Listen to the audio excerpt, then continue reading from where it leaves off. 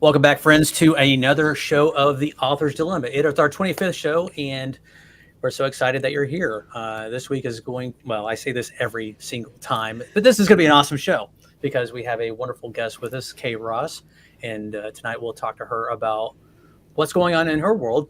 She has a book coming out soon, and we'll be talking all about that. But first, I am Jay Jack, and I write urban fantasy, paranormal suspense, and horror. I'm Hyrum Hawks, and I write hard sci-fi and sci-fantasy. I'm Jennifer Carr, and I write Christian romantic suspense and clean contemporary romance. And I'm Kay Ross. I write in many genres, but I publish in fantasy and romance. Nice. All right. So, what is going on in our business? And let's just do this real quick, just the highlights, because we want to get into the meat and potatoes of the show. Hiram? So I finished listening to my book. Finally get to. I now have to listen to it one more time, just really quick, and get it actually published. So that's really cool. I'm not saying a release date yet because I gotta pay the guy and then I can release it. And we're working on that. But other than that, I've just been doing some odd writing. Had a really good writers group last week where I got to kind of brainstorm about why it is that I have so much writer's block lately. Well, editor's block is what it amounted to. And I think I've got plans. I'm going to, instead of trying to do daily writing, I'm going to just cram it all. I'm going to work 4 10s at my day job, and then I'm just going to write on Friday and spend bulk time. So that's my goal. Man, there was a time in my life where I had a chance to work 4 10s. And had they kept it, I would have stayed there forever because it was such a great... Yeah. It was a great schedule because by the time I was done on 3 days, I was like, okay, I'm ready to go back to work, and I had enough time to decompress. Jen, what's going on with you? Let's see. Still running the Kickstarter. jcarwrites.com/Kickstarter. And my book 2 of the Real American Country series, will be in my editor's inbox on Monday morning, first thing for final edits, and we'll just see what happens. So really excited about that. Awesome. And in my world, my wife, my editor, she's, I'll take any cut I can get. She's, about 50 pages left. I can't even talk, good Lord. She has about 50 pages left to go for my urban fantasy that's going to be coming out at some point this year. And so I'm excited about that. The new audio version of my third book, Grave Disturbance, is out. So that was out, last week, but plugging it again. And so now I need to start working on another project. And I think I don't want to say anything because I don't know what I'm going to be writing on, but I should probably do book 2 of my urban fantasy because, I guess there's money. You like paranormal, so you need to make paranormal dragons. No. Well, I've been reading a lot of historical stuff lately, and I'm like, I wouldn't mind dabbling in some historical fiction at some point, but that's down the road. Anyway, it's a lot of research. Yes, and I don't have a whole lot of time anyway right now. So, by the way, if you're watching, be sure to say hello, tell us where you're watching from, and if we come across a topic or a subject that you want to know more about, be sure to use the comments, and we'll be happy to try to oblige. All right, so next part is what's going on in the news, the authoring world, and apparently there's a lot of stuff going on. Well, there's more just one really big thing, and it's kind of a scandal at KT Literary Agency. One of their agents basically was taking interesting ideas from writers that they didn't think were quite up to the task and passing the ideas to an author that they already repped and saying, you should write this book. Oh no, back up. There are 2 stories. It's worse. This is 2. There's 2 of these? KT Literary that you're talking about. Yeah, they fired her. That was a different story. She was the one who took a query and said, I like the idea. Somebody write this for me. And then the other one is Entangled Publishing. And they're the ones that were taking ideas from one author saying, hey, rewrite this, fix this, rewrite this, and then feeding it to another author. So like the traditional pub world is like off its rockers right now. I can't even imagine what would go through someone's mind to be like, oh, this is a good idea. I'm going to do this. At what point? It's crazy. Well, I'm a patent agent. I have a legal obligation. I had to take the patent bar just like a legal. I'm no lawyer, but I had to still pass a bar exam. But you stayed in a Holiday Inn I last have a night. code of ethics. That code of ethics, if I violated, if I took someone's idea that they gave me in confidence and I passed it to someone else, I would get disbarred. I'd lose my patent law license, probably never get it back, and I'd probably face criminal prosecution. Yeah. So I'm just wondering. I know this isn't quite law bar level, but yeah, and it kind of makes you go, these are the two that we know about. How often has this happened that you don't know about? Because the first agent, her mistake was tweeting about it. Well, right. And we kind of briefly talked about this before, and we've all done dumb things that, thank God, social media wasn't around when I was growing up. Otherwise, yeah. Well, I got done with most of my dumb stuff at 17, not when I was, 47. Right. But, what I'm saying is when you're around groups of people and you feel, and I bring this up too, like in this world where we feel like we have to remain relevant with the people that follow us, not me, but I think there's a feeling that we have to rush to get content out there to stay relevant. And I think, and here again, I don't know this lady, the first one, that did that and she got fired from her job. I don't know her. All I got was a little snippet. And yes, that's bad, but she wasn't feeding it to someone else to write, like the second person. I think that's wrong. That's almost criminally wrong in my mind. There's a lawsuit for that one. Yeah. Yeah, but the first one's almost like a flippant remark that got out of hand, and unfortunately, she's now bearing the brunt of it. Now, like I said, I don't know. She might be a horrible person. I don't know, but I mean, I think in the rush to try to stay relevant in this world, we have to be more careful about what we put out in the world because that can come back to bite us, just like in this case. It was unethical and underhanded. I think the first one that tweeted so quickly, like it might not have been illegal, but it was definitely underhanded. And it makes you go, would you want to work as an author? I would not want to work with an agent who was willing to do that to somebody else. Right. That's kind of one of those things. Have an agent at all. Exactly. Because then you're going, what are they going to do with my work? Which is just another reason that self-publishing, I mean, many times I have said. Kay, what are your thoughts? Well, I actually don't have any agents. So yeah, I don't either. So we don't either. None of us do. Yeah, that's okay. You're in good company. I'm utterly shocked that or bad company. I don't know. Yeah. I'm in happy company. Yeah, that's good. Well, hey, we try to have a good time. By the way, Justin from Pace says hello. Thank you so much for joining us tonight. And if you have any other questions, you know what to do. All right. So the next part.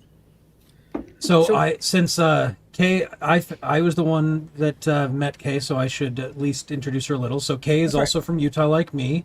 I met her through my writers group. She's a friend of a friend, and so the small world of literary publishing is, especially if you're from the same state, you're probably going to meet each other at some con or something, or through a friend. So be nice to everyone. But so. I'll let her really introduce herself. Kay is a great author. I got to read her book that's coming out before. I didn't get to beta read it because it was already almost done, but I did get to read it one last time as an ARC. And so I'm really excited for this book. So I'll let Kay dive in. I just want to start off by saying, I don't know if you remember when The Lord of the Rings came out with their special DVD editions, and there's like 4 different discs of extra content. And they talked about how all of the actors went down to New Zealand for a month before they started filming, and they were just talking about the story and character. And I don't think I've ever been so jealous of anyone in my entire life. Like, I could talk about stories all day. And so this right here, what you guys do with this podcast, you bring authors together, you talk, like, this is part of the reason, I will admit, why I like writing, is this kind of community, just geeking out, talking about stories and sharing crazy things like agents tweeting out stuff, or last week when you guys were talking about different kind of scams. I mean, it's needful, and it's just so much fun at the same time. Wow, you've already secured your second spot on. I mean, when you want to come back, the calendar's empty. We'll clear it for you. Yeah. No, I've got my romance coming out next year, so hey. No, but jokes aside, thank you so much for that. Because sometimes you do things and you're not really sure how.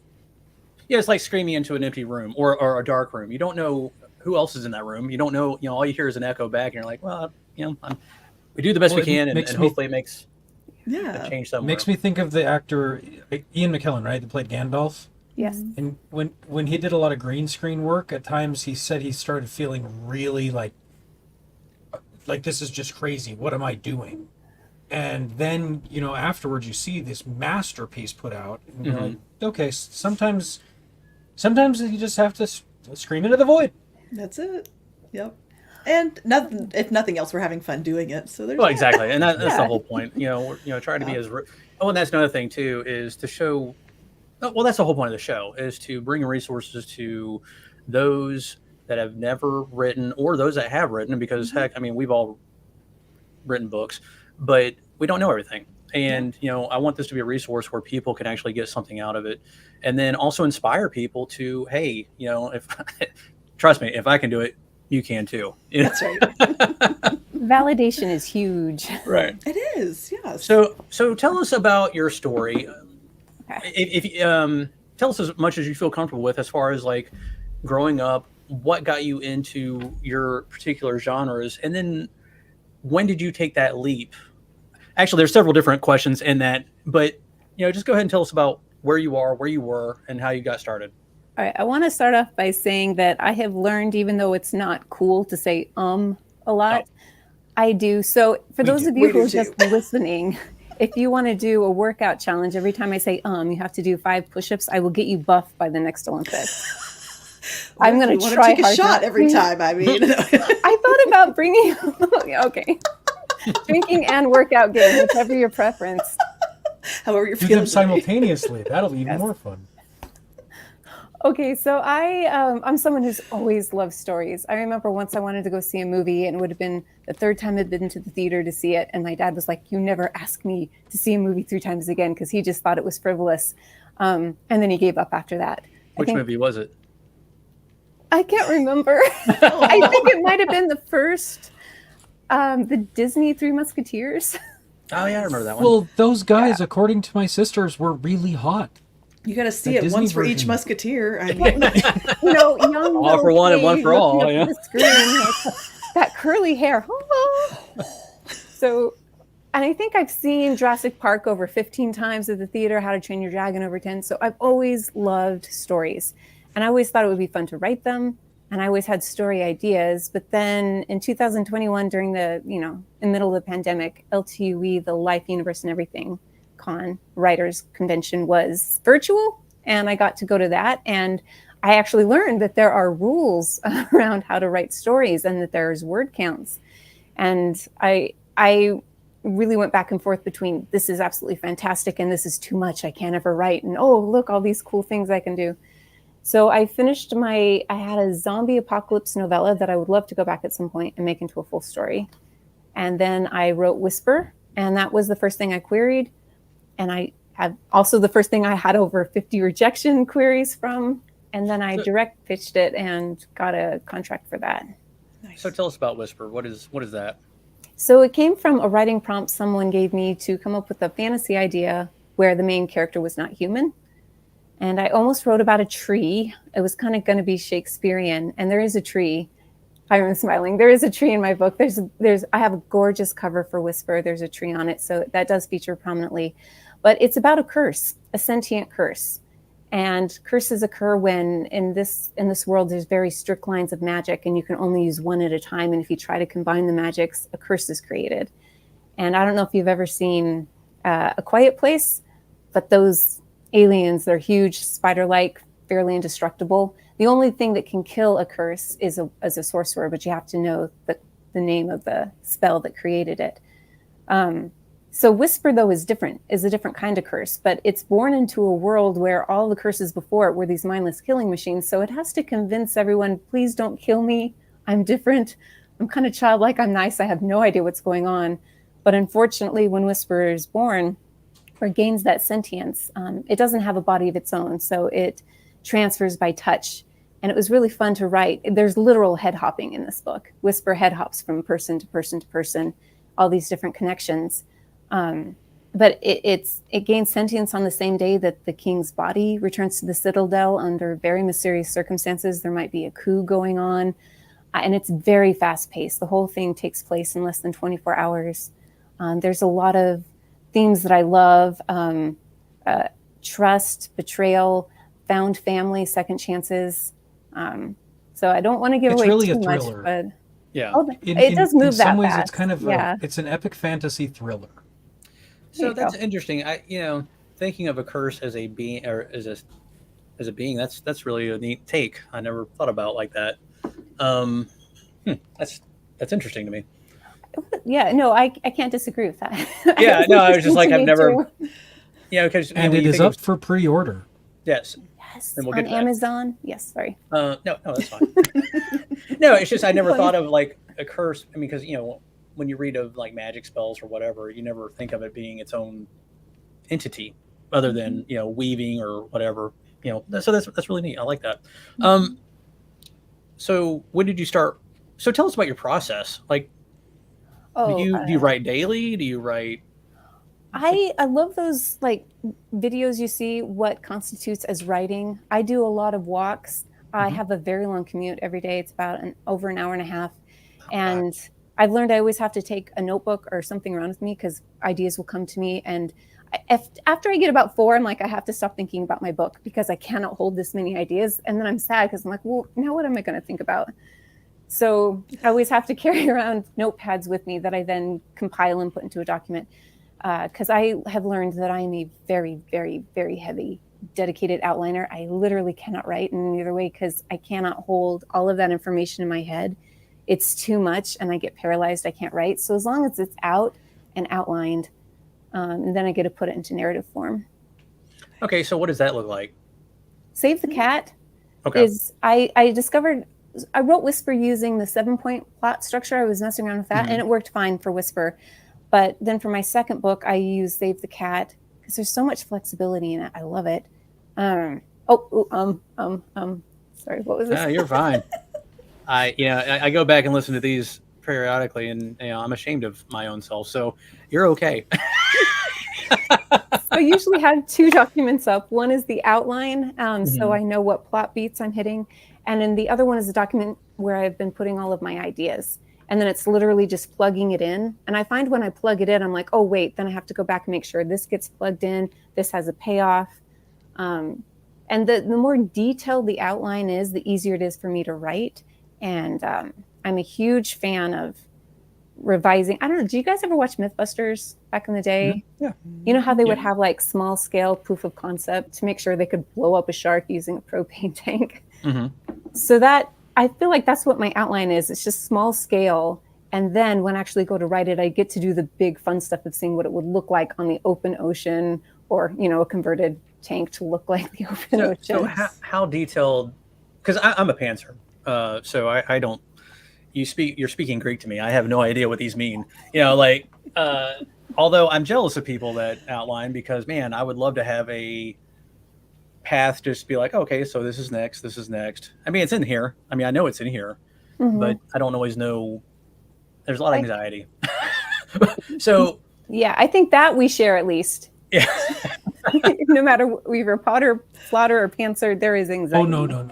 Every author, I've been doing a study for the last 2 years, and every author, period, is a bundle of anxiety. Well, I think everybody has the imposter syndrome, on everybody's shoulder. That's the demon that's on the shoulder, and I think we're all dealing with that. And I think that's what leads to, is the idea there? Is it in my head? Am I capable of today? Am I capable today to be able to get the information out that I need to get out? And no, it becomes overwhelming, especially if you have those writing sessions every day or something like that. I'm sorry, but anyway, so your outline, how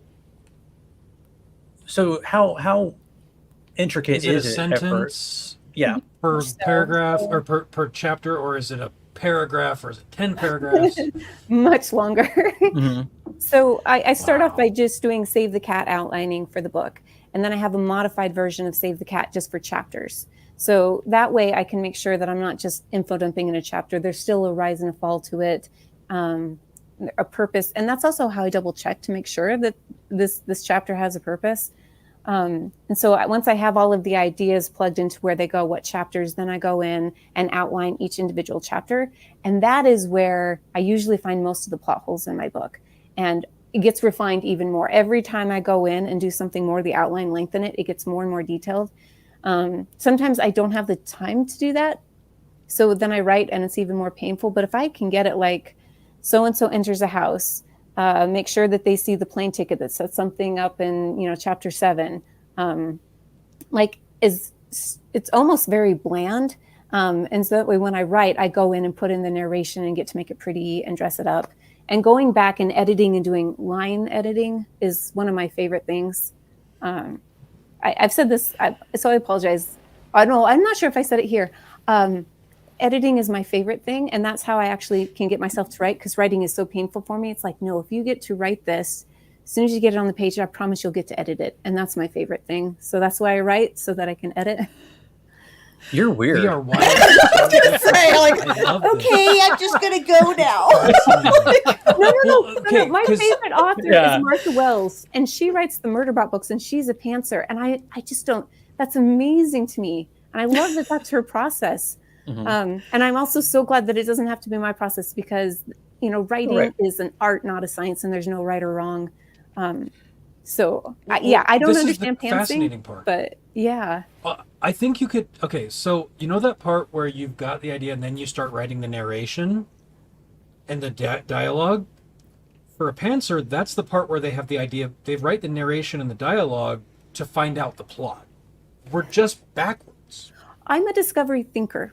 I just do that discovery phase before the narration phase. We're just doing the same thing, but at different times, I think. Yes. Yeah.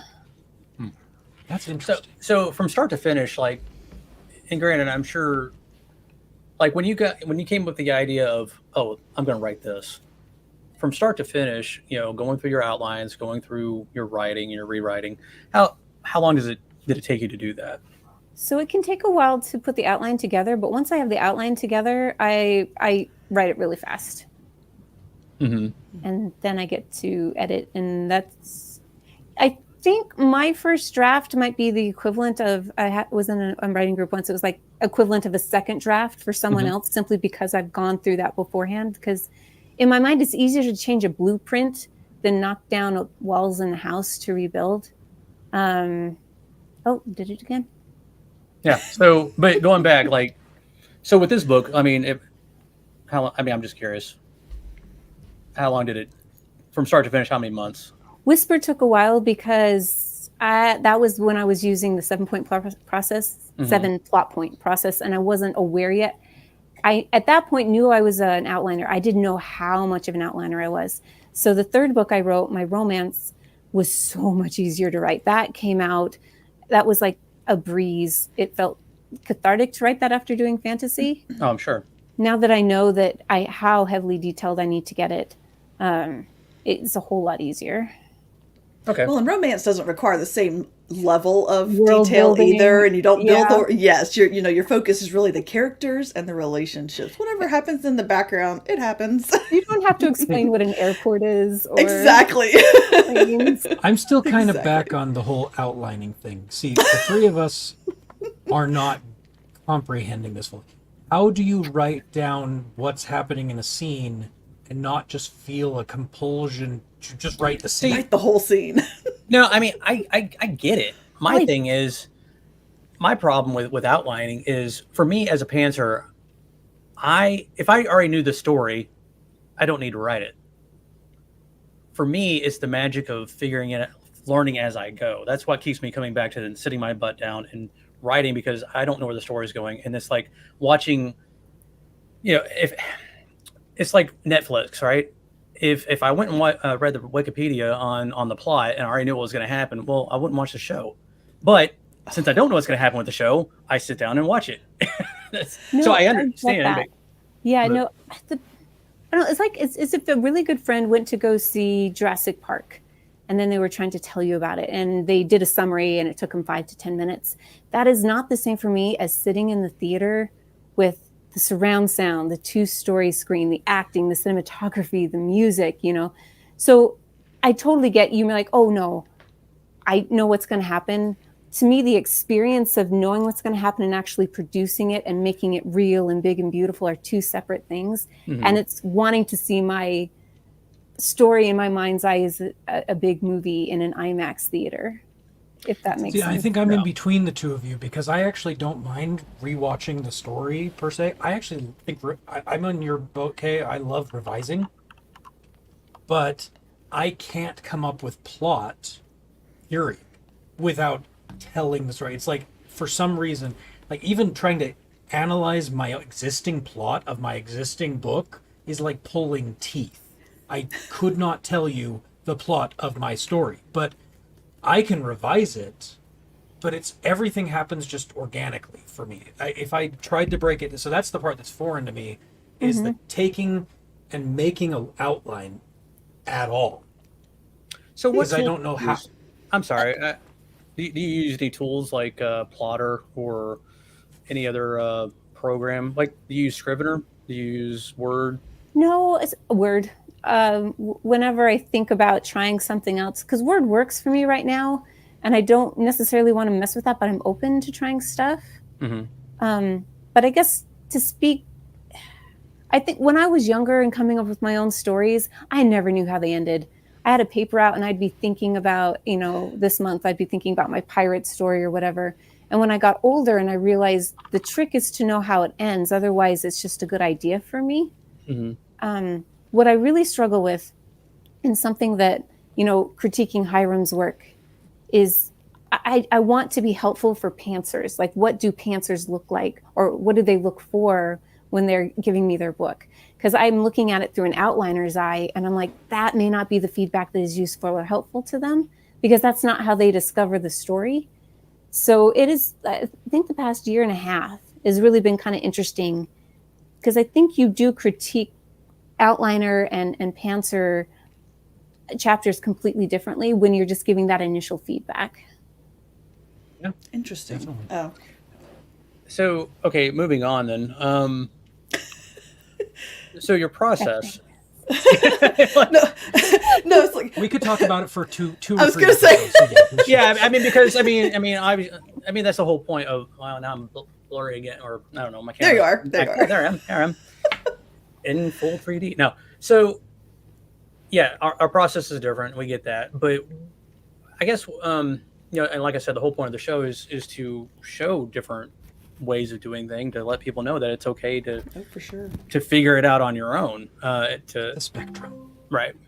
I lucked out because I could not have been anything other than an outliner, so I didn't have to mess around with, should I try pantsing or should I try this? It was very clear to me this is the only way I can write. Right. And are you like that in life too? Like everything is just very like methodical, or are you different? Because I'll tell you why I'm asking. Because I am a very methodical type A person in life, but when it comes to my writing, by the seat of my pants, I cannot for the life of me do it any other way. So is there a personality thing there, you think? I have so many things to keep track of in my mind. I think in real life, I'm very much like that, where I have to have everything written out. Okay. Email so I can keep track of it, because people try and stop me in the hallways and they're like, oh, hey, can you do this? I'm like, send it to me in an email because I do not want to forget. I've already got 4 things in my head and I cannot guarantee yours will still be there when I get back to my desk. So that's fair. Yeah.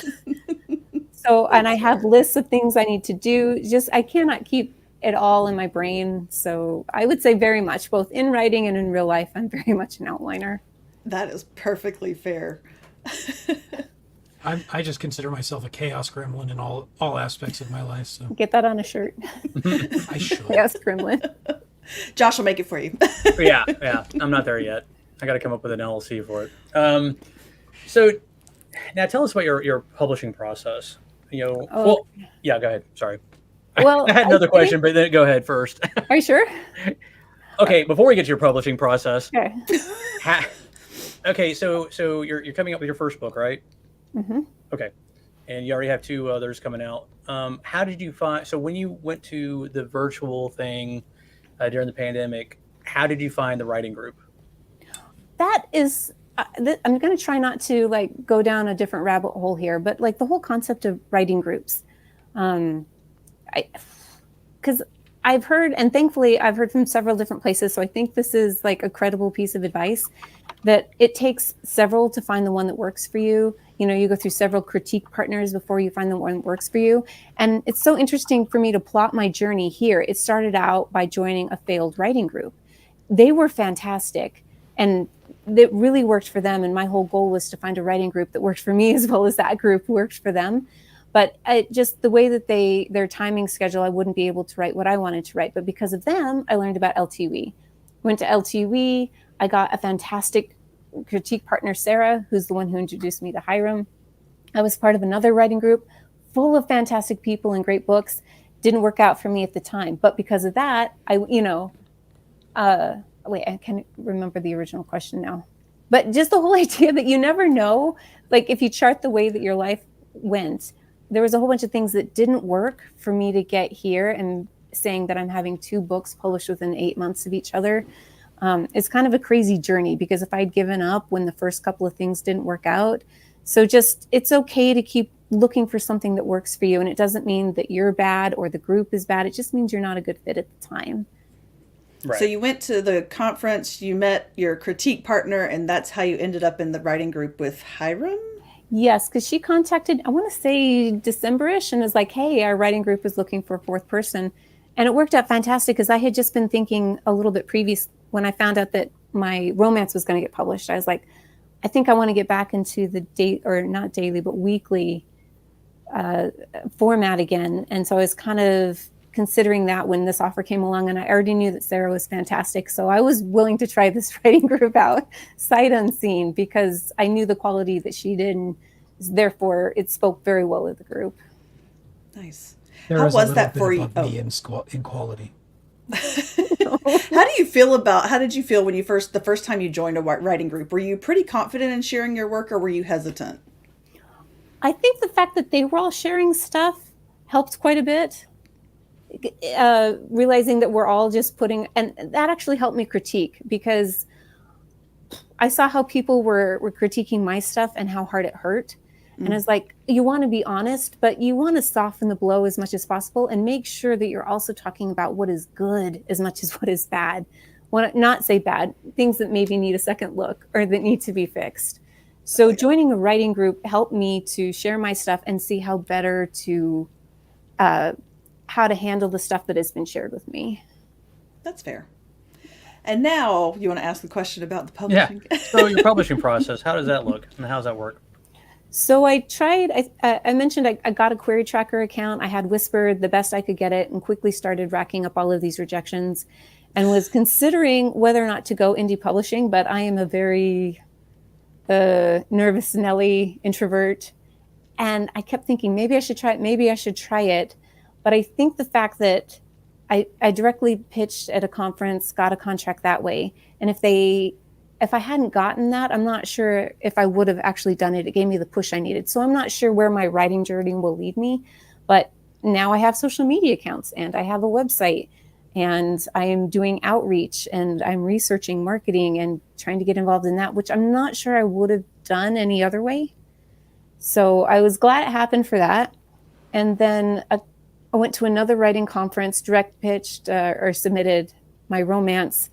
And then, so I have 2 different publishing contracts with 2 different publishers, no agent. Probably safer that way these days. I know, I was about to say. But I do really regret, because I would have loved to have had an agent to help me in my corner, to help explain things. So like what you guys do, this kind of podcast and some other ones that I listen to, there's, again, long commute every day. So I listen to a lot of writing podcasts. It's this writing community, even if I'm not directly tied into it, that has helped so much. Yeah.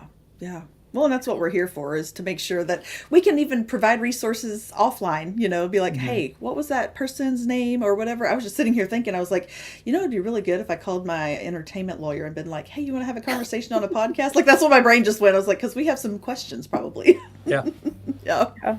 Which, by the way, you can always catch us at authorsdilemma@gmail.com if you have a question that you'd like to get answered. Nice. So we even answer sarcastic ones. Yeah. They'll take you seriously, even if you're being snarky. Yeah. At least Hyrum will. That's his job title, his official job title. snarky literal email answer. All right. Yes. So Kay, tell us where we can find you. So my website is authorkross.com. And I just want to make sure I remember that if you want to just sample my writing to see if it's something you'd be interested in, if you sign up for my newsletter on authorkross.com, you'll get a free short story. It's a standalone prequel to Whisper. And I got the whole idea it's for that. Really good. Thank you. Spiders. I read that. It's really good. It's so wild. Because I've been hearing it's a good idea to get a reader magnet out to try and draw people in. And it was around last Halloween, and I'm like, I can't think of anything, because Whisper starts as soon as Whisper comes into consciousness, into being. I was like, what could be before that? And I finally had gotten around to watching John Carpenter's The Thing last Halloween. I watched that just a couple months ago. Yeah, and I was like, so that is what inspired Cursed, my short story, because it helped describe the magic system, got to introduce a couple of characters. But this whole idea, because curses, because they travel by touch, you never know who's been cursed, who has a curse, and they kill you in rather horrible ways. So it makes it very difficult to know who to trust. And so I have a group of people stuck out in a caravan, and something is hunting them and they don't know who has it. Very much inspired by The Thing. I was so glad I finally got around to watching it, because I don't think this reader magnet would. So it sounds to me like it's fantasy horror. Like the prequel is. The prequel's fantasy horror, and the story's thriller fantasy. If you are creeped out by spiders, this is the story for you. Okay, no offense, but I'm gonna pass. Yeah. So with your do you have a contract with those publishers, you said? Yeah, that was very interesting to navigate. When I was looking over my second contract, the whole right of refusal and stuff, I'm like, well, we have to kind of put in, because I have this other contract, and making sure that they would not conflict. I have some people, some fantastic family members who work in the publishing business who are able to help me out with the wording and whatnot. And I was thrilled to find out, because, as a newbie author, you're like, I don't want to go back to my publisher and say, can you put this in, or can you take that out? What if they don't publish my book? But that's standard. It's okay to ask your publisher, and they explain things. They changed the contract. Everything got worked out. I'm also, I've learned I need two pen names, because I don't want to confuse the Amazon algorithm. So I am K Ross, K-A-Y for fantasy, and K.A.K, Ross for romance. And I didn't want to have to worry about two different social media accounts. So all of my social media is under K, in parentheses, K.A. Ross, like B.E. Schwab. I just did what she did. I thought that was brilliant. So you can find me on Instagram under author K Ross, Facebook, K Ross, all that. If it's got a K and it's got a Ross on it, it's probably me. We'll find you. Yeah. And it's up for pre-order on Amazon right now, yes? Yes, or you can go through my publisher, Immortal Works. They've got it there too. And my understanding is it will soon be up on Barnes & Noble as well. So Excellent. All right. That's so good. Well, does anybody have any last-minute questions they want to throw out there? Okay. Okay. We had a good conversation. Yeah. Okay. Thank you all for being pantsers and for talking to me. I'm glad. No, we're glad to have you. But next week, actually, we're not going to have a show next week, because it is the 4th of July. So, happy birthday, America. Up. Yeah. America. Happy birthday, America, or happy Independence Day. And we appreciate your time with us. Like I said, if you have a question for us, be sure to reach out to us at authorsdilemma@gmail.com. I'll put that up there. And so glad that you're here with us, whether you're here tonight or in the future listening to us. Just like, with Kay on her long commute, which, gosh, that's horrible. I had to commute once. You thought yours was bad. Yeah. Anyway. All right. Thanks, everyone. Have a great night, and we'll see you next week. God bless. Wait. Oh, sorry. I thought she had something to say. Sorry. See ya. Bye.